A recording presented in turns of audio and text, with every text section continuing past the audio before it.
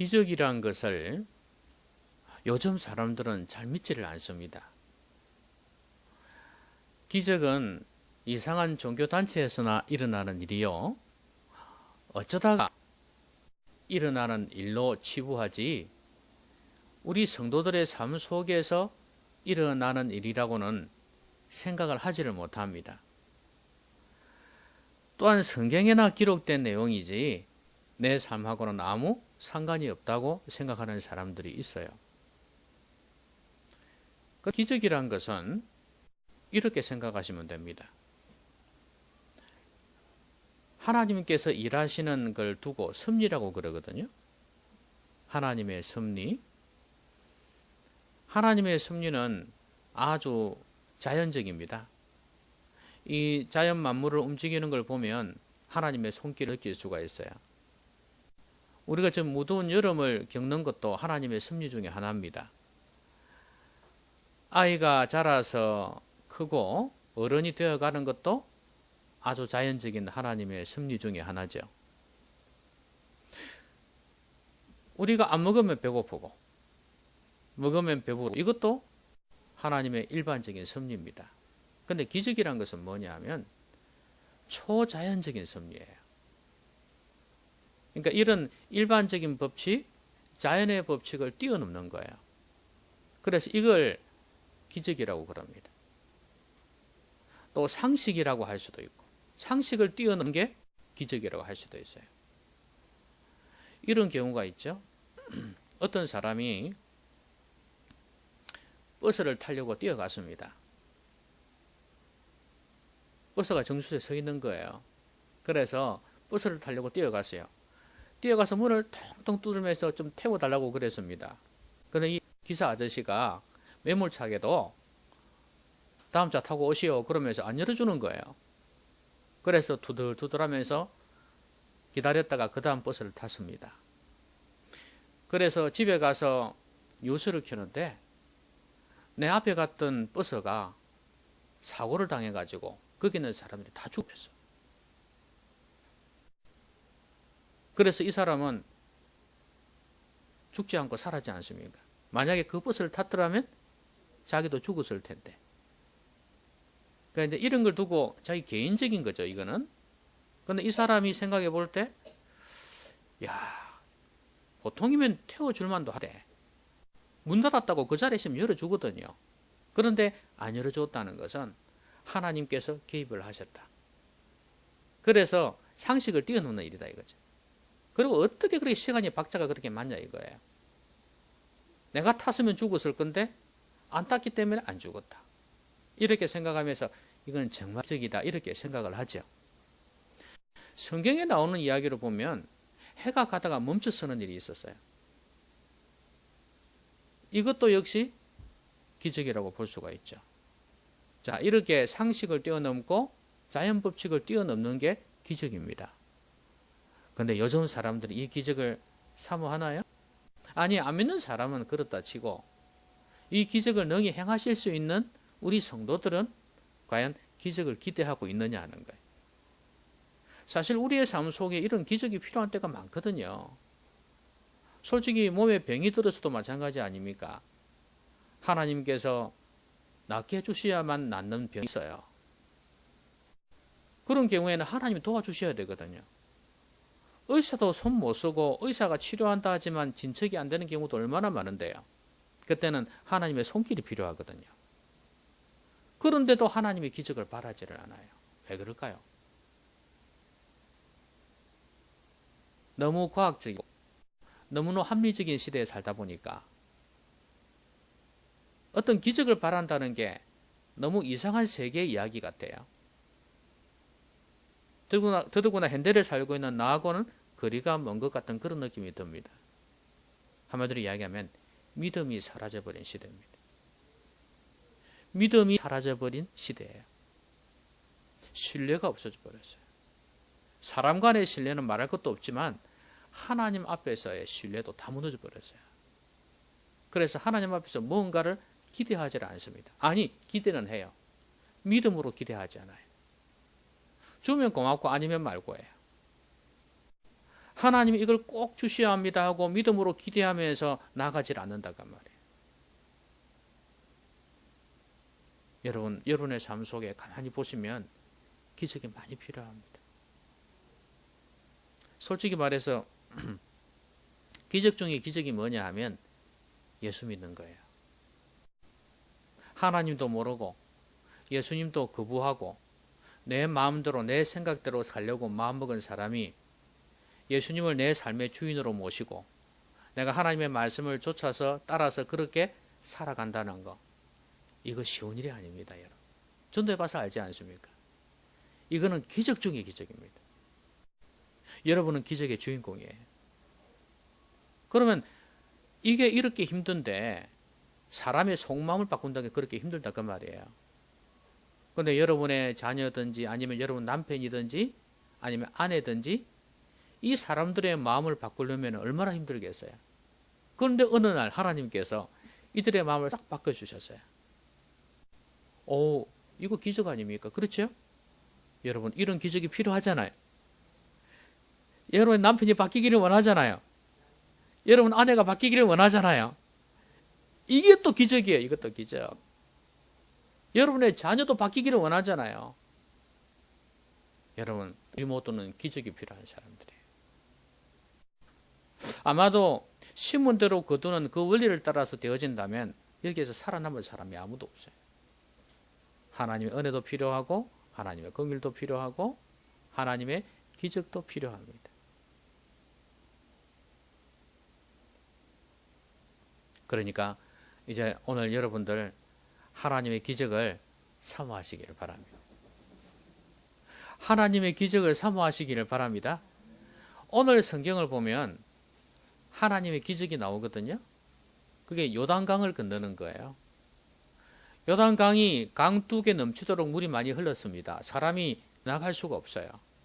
그런데 이 물이 위에서 쭉 내려오다가 딱 끊겨져 버리는 거예요. 딱 멈춰 서는 거예요. 이게 벽이 됐다 그랬거든요. 이게 딱 멈춰 서는 거예요. 이거는 위에서 누가 강둑을 막아가지고 강물을 막아가지고 내려오지 못하게 한 거하고 달라요. 벽이 되어 섰다 그랬으니까 그야말로 이건 기적이에요. 이 딱 서고 물은 딱 내려가 버리고 이제는 이렇게 마른 길을 쫙 걸어갈 수 있게 되었습니다. 정말 기적입니다. 그런데 이스라엘 백성들이 요단강을 건너지 아니하면 가나안 땅에 들어갈 수가 없습니다. 이거는 이집트에서 나와서 광야를 걸어와서 이제 정착할 수 있는 땅으로 들어가야 되는데 요단강을 건너지 않으면 안 된다 그 말이에요. 이거는 반드시 통과해야 될 강이에요. 이걸 뛰어넘지 못하면 가나안 땅에 못 들어갑니다. 그러니까 하나님께서 이 요단강을 쫙 갈라지게 하신 거예요. 기적 중에 기적이죠. 우리의 삶 속에도 이런 우리를 가로막고 있는 요단강이 쫙 갈라지는 그런 역사가 일어나기를 바랍니다. 기대하시기를 바랍니다. 사모하십시오. 자, 그런데 이제 이 요단강을 건너는 이 기적을 베푸시기 전에 하나님께서 여호수아에게 또 이스라엘 백성들에게 요구하신 게 있어요. 여러분, 하나님의 언약이라는 게 그렇지 않습니까? 늘 약속을 해주시지만 우리에게 행할 바를 요구하시잖아요. 너희가 이렇게 행하라 그러면 내가 이렇게 해주마. 이렇게 하나님의 언약이거든요. 그러니까 하나님의 기적의 약속이 되어져 있어도 우리가 해야 될 것을 해야 된다 그 말이에요. 자, 그렇다고 해서 우리가 행할 바를 한다고 해서 그것이 기적을 이루는 비결은 아니에요. 그것 자체가 무슨 능력이 있어서 기적을 나타내는 거 아니다 그 말이에요. 그러니까 하나님의 능력이 임해야 돼요. 그럼 어떻게 하나님의 능력이 임해서 그런 놀라운 기이한 일들이 일어날 수 있게 하겠냐 이 말이에요. 오늘 이렇게 말씀을 하세요. 제사장들이 언약궤를 먼저 메고 가고 그 다음에 백성들이 뒤따라가도록 그렇게 명령을 하셨어요. 요단강을 건너는데 그래서 제사장들이 언약궤를 메고 물가에 딱 들어오지 않습니까? 그죠? 뒤에는 백성들이 쫙 섰어요. 그런데 제사장들이 조금 많거든요. 이 사람들이 언약궤를 메고 중심에 딱 언약궤가 있습니다. 언약궤 하나밖에 없으니까 이 언약궤를 메고 이렇게 이제 강으로 쫙 들어갑니다. 그때부터 갈라지기 시작하는 거예요. 기적 아닙니까? 그런데 왜 언약궤를 메고 가게 했냐, 먼저 앞서게 했냐, 이게 참 중요해요. 여러분, 언약궤 안에는 세 가지가 들었다 그랬지 않습니까? 언약궤 안에 세 가지가 들었는데 거기에 가장 대표적인 게 십계명 돌판이 있어요. 그렇죠? 그다음에 또 뭐가 있어요? 만나가 있어요. 만나가. 그 만나가 썩지도 않고 있는가 봐요. 굳어져 있는지 어쨌든 간에 만나가 있어요. 그 다음에 아론의 쌍난 지팡이가 있어요. 요 세 가지가 딱 들어가 있단 말이지. 그러면 이게 도대체 뭘 의미하냐는 거예요. 아론의 쌍난 지팡이라, 여러분 지팡이에서 싹이 난다는 기적 아닙니까? 에? 이건 도저히 있을 수 없는 거. 죽은 나무에서 싹이 난다는 거 기적이에요. 그리고 만나를 먹는다는 거. 이스라엘 백성들은 광야 생활 오면서요, 어떻게 그 많은 걸 식료품을 다 되겠냐 그 말이에요.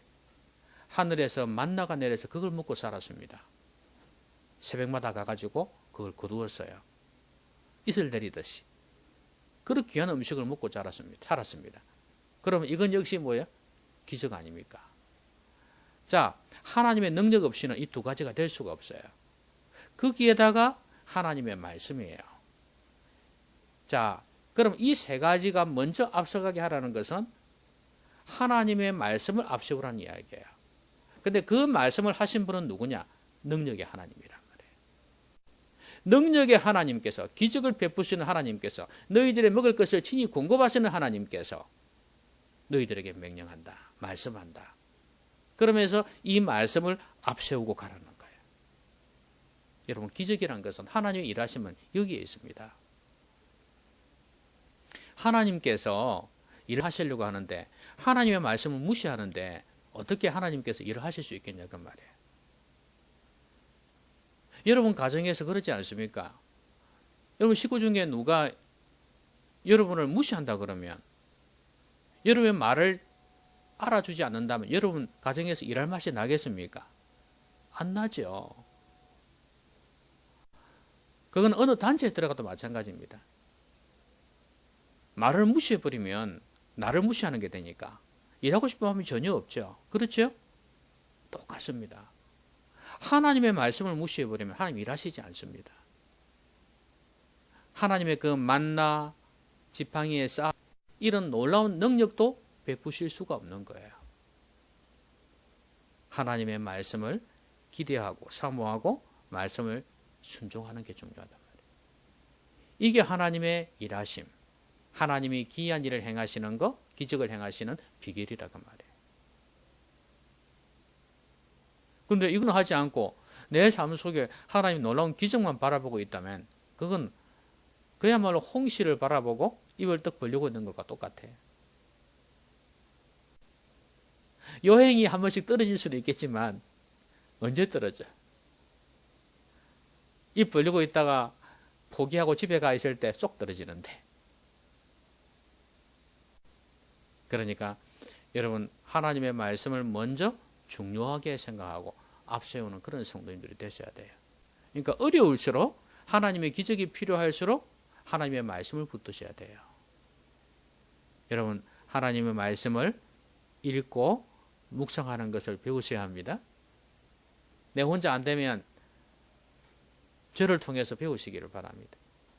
그래 말씀을 깊이 알아가고 말씀을 배우는 그런 성도님들이 되고, 이제 스스로 이렇게 설교를 통해서 말씀을 듣는 것도 공동체 주시는 말씀이니까 중요하지만 내 개인적으로 하나님의 말씀을 이렇게 묵상해서 하나님의 음성을 들을 수 있는 그런 단계까지 갈 수 있도록 해야 돼요.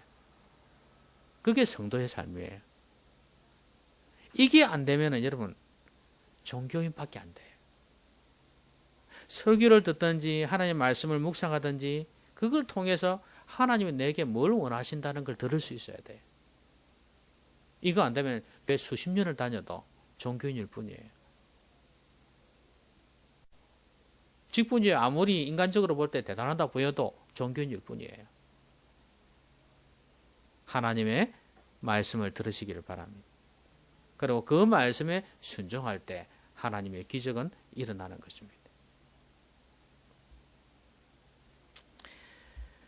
자, 그러고 난 뒤에요. 뒤를 따라가는데 적당한 거리를 두라고 그랬어요. 그게 4절에 보면 그러나 너희와 그 사이 거리가 2000 규빗쯤 되게 하고 그랬습니다. 자, 한 규빗이 45cm니까 2000 규빗이면 엄청나게 거리가 멀다, 그렇죠? 자, 그러면 이 엄청난 거리를, 그런데 이 거리가 자 45cm면 계산 한번 해봅시다. 내가 계산을 못했네. 이걸 생각을 못했네. 자, 2000 규빗이면요 45cm면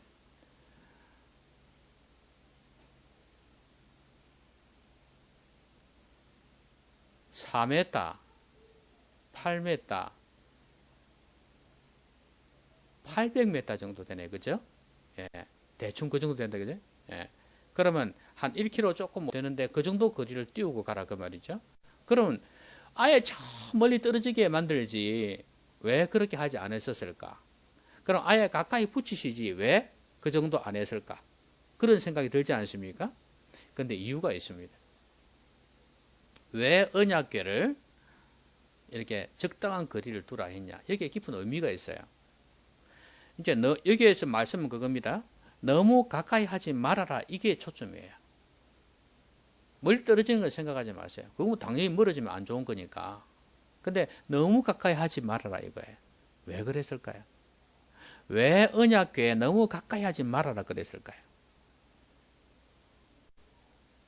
자, 여러분, 가족이 좋은 점이 뭡니까? 가족이.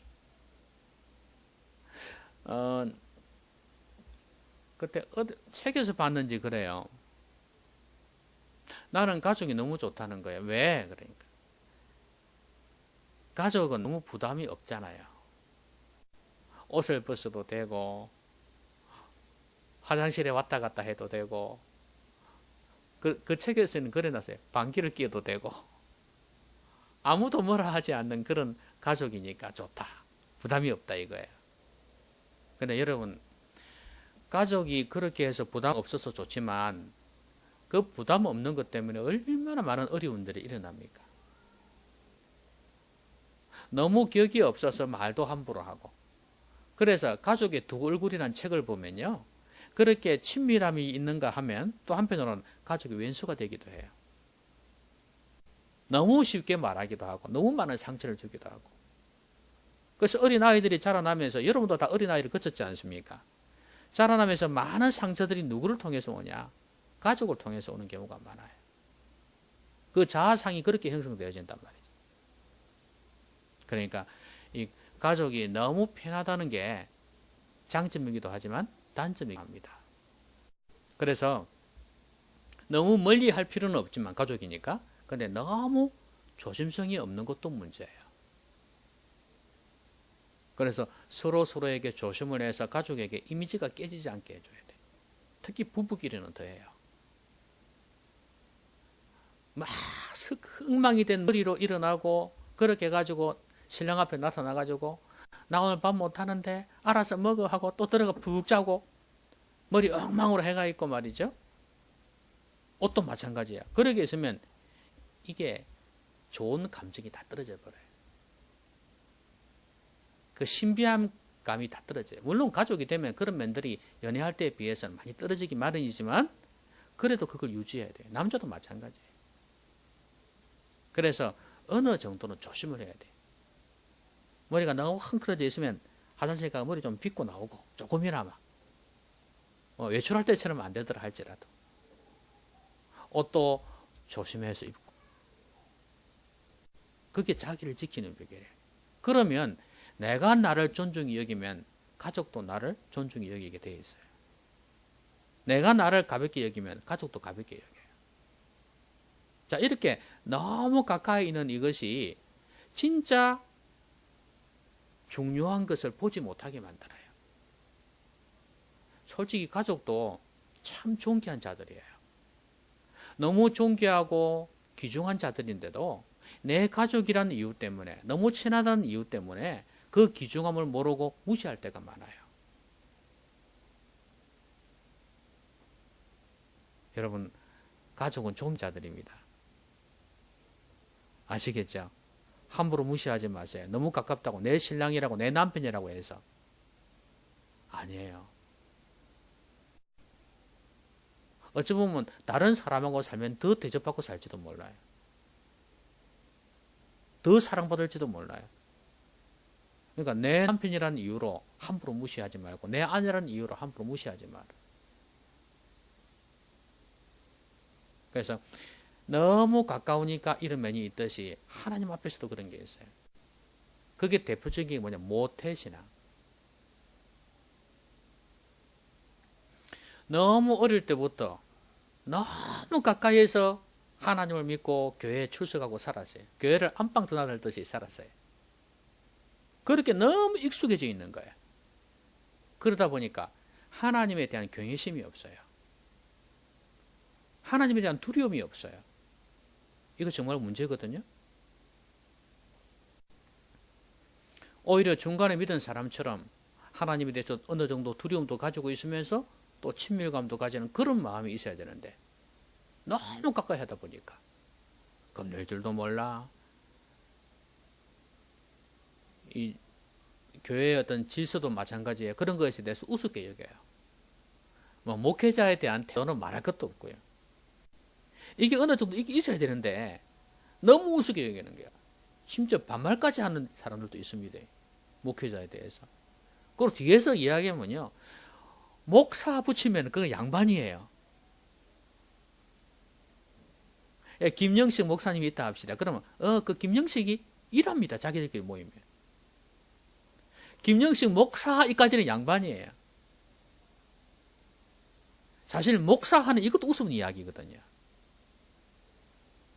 성도들끼리 모이면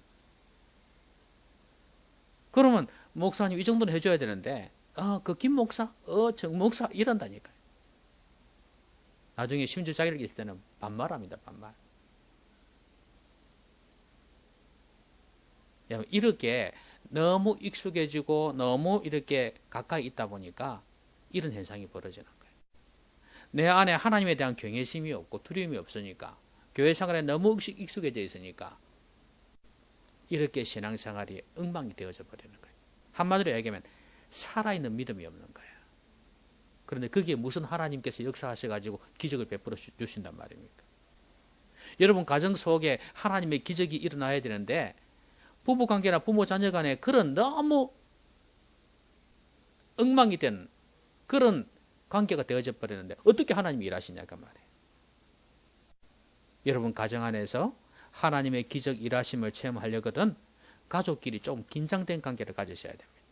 서로 조심하는 관계를 가지셔야 됩니다. 그래야 그 안에서 기도가 이루어지고 말씀이 새롭게 일어나고 그런 가운데 하나님께서 일을 하신다 그 말이에요. 여러분의 가정을 기적의 현장으로 만드시기를 바랍니다. 우리 교회가 하나님의 기적의 현장이 되기를 바랍니다. 하나님이 일하실 수 있도록 적당한 거리를 두는 게 중요하다 그 말이에요. 자, 이제 마지막으로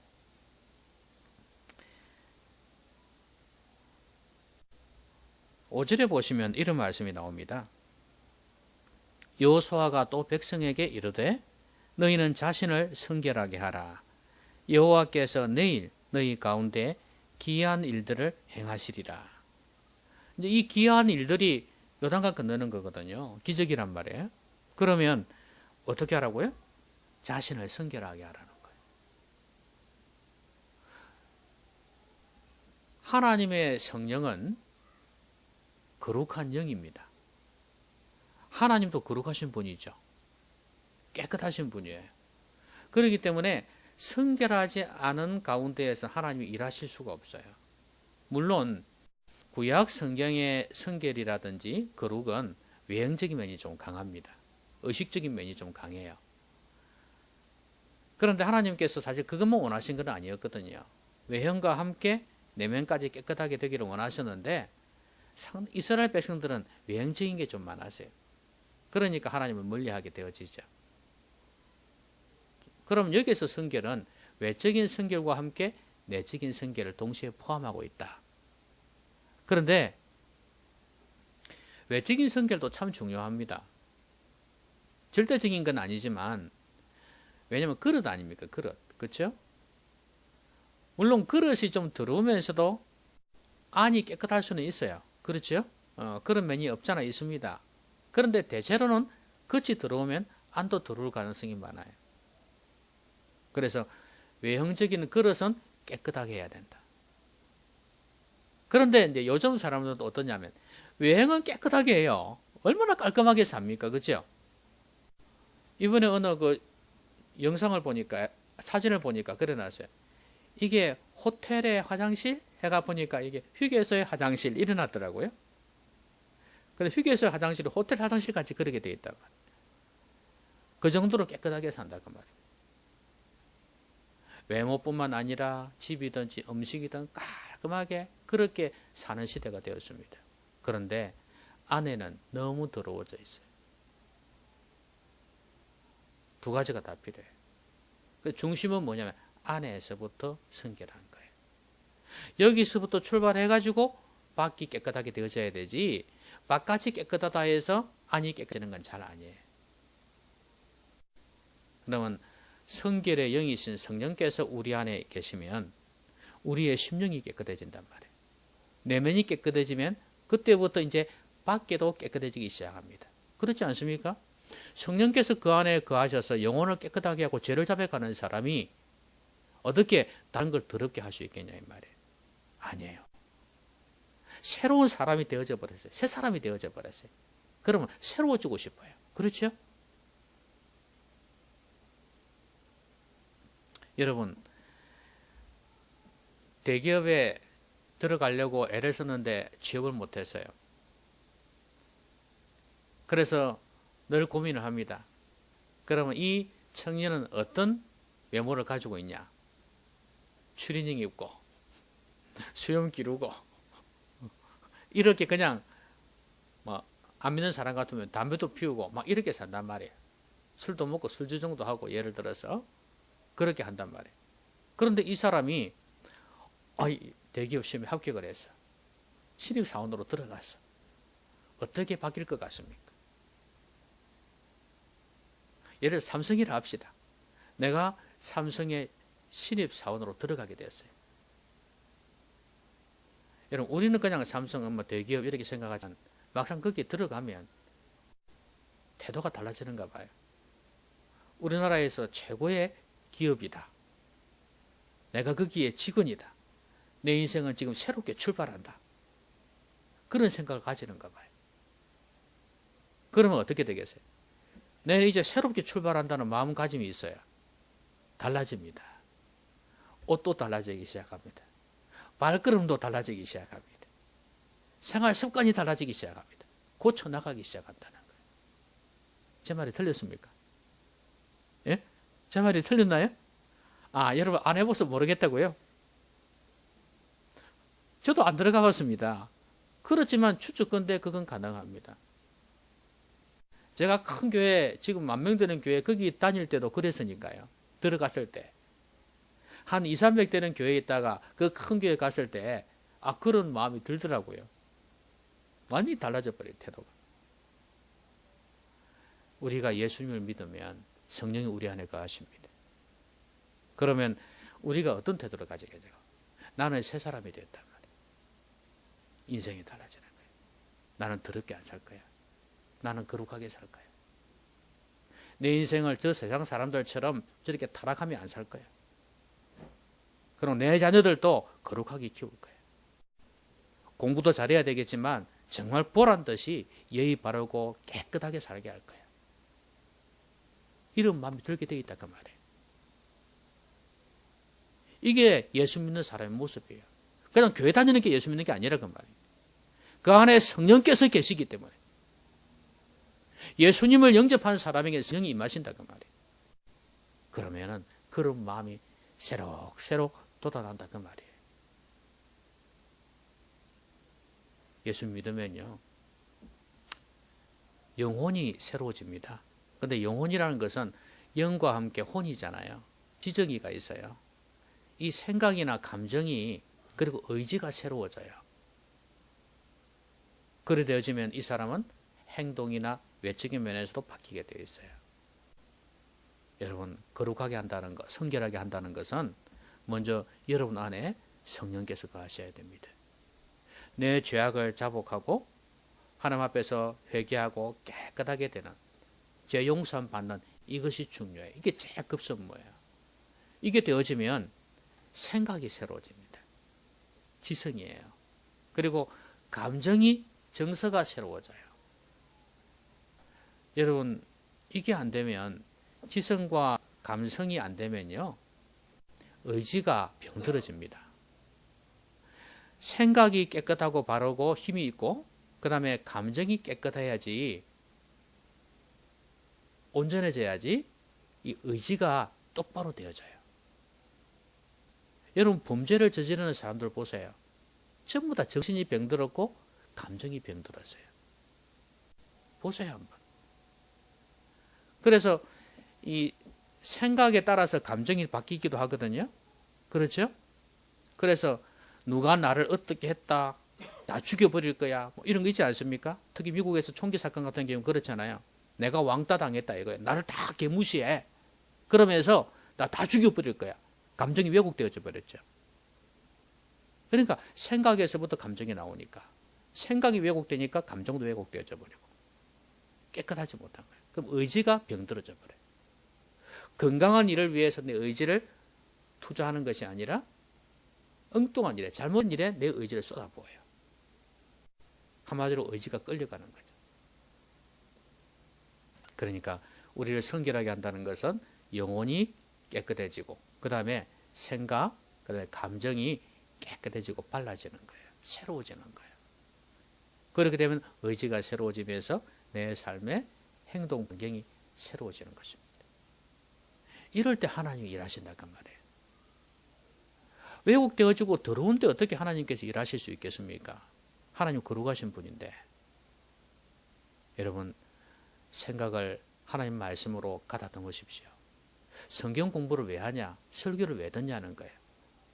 내 생각을 하나님의 생각으로 바꾸는 것입니다. 왜 양육을 받고 제자훈련을 하냐? 내 생각을 하나님의 생각으로 바꾸는 거예요. 이 작업이에요. 여러분, 이 충돌이 일어날 겁니다. 계속 일어날 겁니다. 교회에 계시면, 교회 다니시면 이 충돌이 일어납니다. 우리는 종교인이 아니잖아요. 하나님의 말씀으로 내 생각을 바꾸고 내 삶을 바꾸는 게 신앙생활 아닙니까? 이게 핵심 포인트인데, 여러분 지금도 충돌이 일어날 거예요. 하나님 말씀을 들으면서 지금 내 생각과 하나님의 말씀, 하나님의 생각이 충돌이 일어날 거예요. 어떻게 해야 되나 고민되는데 이렇게 될 거예요. 그런데 내 생각을 하나님의 생각 앞에 굴복시킬 때 내 생각이 맑고 깨끗해지고 새로워져요. 그러면 하나님께서 여러분 가운데 일하십니다. 하나님이 일하세요. 사람이 그런 말 하잖아요. 욕심은 많아가지고. 그 말이 무슨 말이에요? 욕심은 많은데 하질 않는다 그 말이에요. 대가를 지불하지 않는다 그 말이에요. 여러분 기적을 바라시잖아요. 하나님이 일하시는 게 여러분 가운데 필요하잖아요. 그런데 여러분 이 기적은 단순히 내 문제 해결하는 것만 문제가 아니에요. 오늘 여호수아 보고 뭐라 그랬습니까? 여호수아에게 이렇게 명령하시면서 요단강을 건너게 하신 후에 내가 너를 이스라엘 목전에서 높여주겠다 말씀하셨어요. 단순히 하나님이 일하시면 일하심으로 끝나는 게 아니에요. 여러분 하나님의 기적을 왜 사모해야 되는지 아십니까? 단순히 문제 하나 해결하려고 하는 게 아니에요. 하나님이 함께 하시고 하나님이 도와주시고 하나님께서 높이시는, 하나님께서 인정해 주시는 걸 체험하기 위해서 그렇습니다. 이때 우리는 바른 자리에 있는 거예요.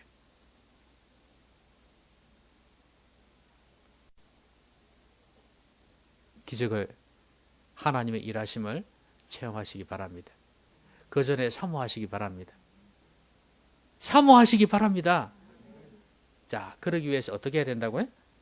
말씀을 항상 앞세워라. 언약궤를 앞세웠습니다. 그 말씀하시는 분은 능력의 하나님이셨어요. 기적을 베푸시는 능력의 하나님이셨어요. 그 말씀 붙들고 나가라. 항상 어디에서 뭘 하든지 간에 말씀을 앞세우십시오. 하나님께서 이걸 원하시면 하겠고 하나님 이거 하지 마라 그러시면 안 하겠습니다. 이렇게 돼야 돼. 내가 아리까리 하면 목사님에게도 물어도 보고 이거 어떻게 해야 될지 모르겠다. 할까요 말까요? 이런 거 어떻게 해야 될까요? 이런 거 물어볼 때, 궁금할 때 저한테 물어도 보고 기도도 부탁하십시오. 본인도 하나님 말씀을 들을 때 귀를 기울여서 들으시고 그래서 말씀을 앞세우십시오. 그럼 하나님 여러분 가운데 일하실 겁니다. 왜냐하면 하나님이 말씀을 존중히 여기면서 말씀을 순종하려고 하는데 하나님 무시하시겠어요? 안 합니다. 그 다음에 적당한 거리를 두어라. 너무 우리 흔히 하는 말로 버르장머리 없는 그런 성도가 되어서는 안 됩니다. 너무 신앙생활에 익숙해져 가지고 종교생활에 익숙해져 가지고 하나님을 경외하지 못하고 두려워하지 못하는 그런 관계가 되어서는 안 된다. 가족처럼. 가족도 바뀌어야 되지만 하나님과의 관계도 이제는 좀 더 새로워져야 됩니다. 그 다음에 마지막으로 성결하게 해라. 우리의 영혼이 새로워져야 됩니다. 그래야 우리 외적인 것도 새로워집니다. 이게 제일 바람직합니다. 내면에 예수 그리스도를 믿으셔야 돼요. 예수 그리스도를 믿으셔야 돼요. 예수님이 내 죄 때문에 십자가에서 죽으신 것을 믿는 믿음이 있어야 돼요. 그 예수님이 내 죄를 대신해 죽으셨기 때문에 예수님을 믿는 사람에게는 내 죄를 없는 것처럼 여기신다 그 말이에요. 죄가 증거가 되었으니까요. 그러니까 예수 믿는 사람에게 성령이 임하십니다. 우리가 잘 못 느낄 수도 있지만 성령께서 우리 안에 거하신다고요. 그러면 그 성령께서 나를 새롭게 하십니다. 생각을, 감정을 새롭게 하세요. 의지를 새롭게 하세요. 그리 되어지면 우리의 행동도 새로워지고 삶의 목표도 새로워지고 인생이 새로워진다는 말이에요. 그럼 하나님이 일하시지 않겠어요? 성결한 자에게 하나님 일하십니다.